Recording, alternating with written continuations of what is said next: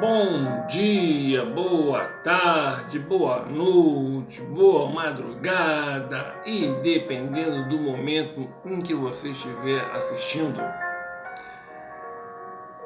No dia 13 de janeiro agora, né, de 2021, o IBGE divulgou que o volume dos serviços cresceu 2,6% em novembro, isto em relação ao mês de outubro. Eu sempre cito o IBGE porque é fonte primária. Eu gosto muito de trabalhar com o Banco Central, IBGE, fonte primária, porque quando você trabalha analisa a estatística de fontes secundárias, eu particularmente eu não gosto, eu fico preocupado, alguém pode ter cometido um equívoco, o próprio IBGE às vezes comete alguns equívocos, né? Quer dizer, revisões, né? Então, claro, normalmente o governo sempre apresenta manchetes favoráveis, manchetes positivas, né? Claro, objetivando já inúmeras vezes, né? Eu já falei, objetivando reverter a expectativa, né, dos agentes econômicos, né? O volume de serviços cresceu 2,6% em novembro, né, em relação a outubro, quer dizer. Mas, quando nós vamos analisar a situação mesmo, né, que o próprio IBGE divulga, o IBGE não deixa de divulgar, não. A manchete sempre é fantástica, extraordinária, né, otimista, né? Mas de novembro de 2020 em relação a outubro, como falamos, né, houve um crescimento de 2,6%. De novembro de 2020 em relação a novembro de 2019, a queda já foi de 4,8%. E quando nós analisamos o acumulado no ano, aí a situação é pior, né? De janeiro a novembro de 2020, em relação ao mesmo período de 2019, o decréscimo foi de 8,3%. Então, nós até analisamos, né, de forma bem sintética, né, que o M1 aumentou, né, os meios de pagamento, né, no conceito M1, né, ou seja, papel moeda em poder do público, mais depósito à vista, aumentou, as pessoas estavam adquirindo bens e serviços, né, mas não foi suficiente para realmente a indústria declinou também, né? E outros ramos da economia estão declinando realmente a situação. Vamos fazer só uma retrospectiva geral dos setores, né, dos segmentos, né, que diminuíram, que aumentaram, teve um ou dois só, né? Mas, considerando janeiro até novembro de 2020, né, em relação ao mesmo período de 2019, o decréscimo foi de 8,3%, como eu acabei de falar para vocês, né?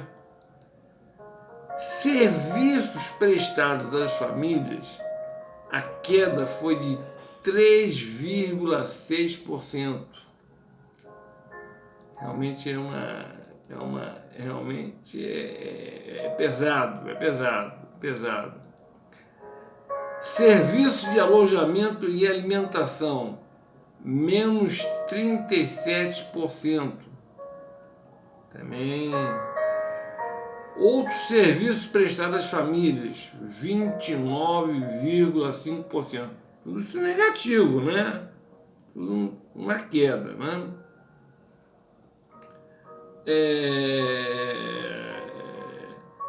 Serviços de informação de comunicação, realmente diminuiu 2% apenas. Eu tinha ideia disso porque é um segmento sempre muito necessário. Telecomunicações, queda também de 3,5%. Serviços de tecnologia da informação, aumentou 7,9%. Tá vendo? Tem, né? Serviços audiovisuais, queda de 18,8%. Serviços profissionais, administrativos e complementares, queda de 11,8%. Serviços técnicos profissionais, queda de 5,9%. Serviços administrativos e complementares, variação negativa também de 13,9%. Transporte, serviços auxiliares aos correios, tal, também queda de 12%. Transporte aquaviário até que aumentou 10%. Transporte aéreo, queda de 37,1%. Então vocês estão observando que o volume de serviços, né, o setor de serviços, não foi apenas porque às vezes acontece de um segmento ter uma queda tão expressiva e por ter uma participação também significativa no setor, né, influencia o índice. Né? Mas aqui não é o caso, que a maioria dos segmentos, né, do volume, né, de serviço, a maioria expressiva aqui teve queda de 37, 25, não houve uma... Quando é um só setor, um só segmento, você fica mais animado, não é? Foi só um segmento, não, mas aqui não, aqui a maioria dos segmentos, a esmagadora maioria dos segmentos, né, do volume, né, de serviços, né, declinou significativamente, né? E no ano acumulando uma queda de 8,3%. Né? E isso é muito preocupante. Eu vou fazer uma pequena retrospectiva aqui com vocês.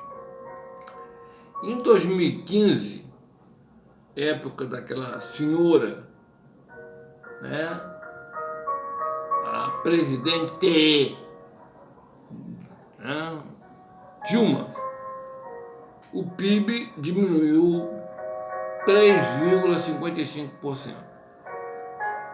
Quando foi em 2016, o PIB diminuiu 3,28%, sendo que em 2016 a presidente ela é afastada no dia 13 de maio de 2016 e o Temer assume. Mas de qualquer forma, em 2016, a situação macroeconômica estava devastadora. né? O Temer teve lá sua parcela de culpa, é claro, evidentemente, né? Ele pegou o governo em maio, mas para você reverter uma bola, né, girando, né, caindo, né, é meio complicado. E eu quero fazer algumas observações com vocês com relação ao setor, porque notem só, se você considerar 2014, né, 2014,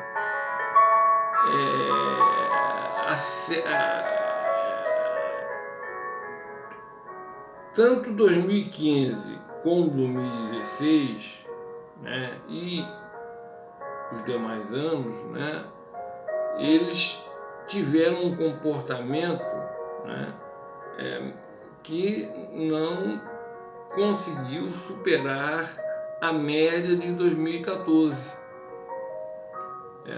Por exemplo, em novembro